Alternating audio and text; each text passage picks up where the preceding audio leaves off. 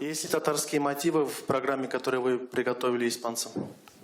Нет, к сожалению, нет. Вы как представитель Татарстана, коллектив, который представляет именно татар, считаете ли необходимым ввести в программу и татарские мотивы в музыку? Абсолютно считаю. Нет произведения, которое может, как вам сказать, сейчас вызвать тот самый эффект, который будет позитивным, а не отрицательным, понимаете? По сегодняшний день даже на бис, я не знаю, что мне играть в зале.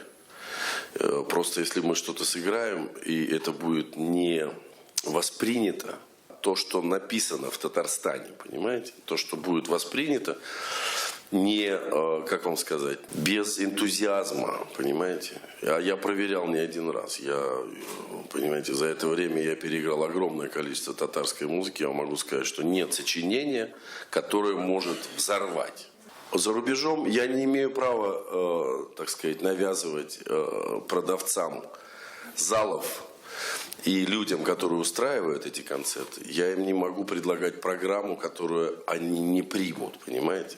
Они принимают, и они работают с тем материалом, который будет продан. Но ни один из композиторов к моей просьбе о том, что оркестру надо писать бесовку какую-то яркую, красивую пьесу, ни один из композиторов, ни молодых, ни уже, так сказать, скажем, более опытных, не откликнулся на это. И у меня за все время моей работы здесь, по сути, ни одного сочинения нет, которое я бы мог представлять на международном уровне.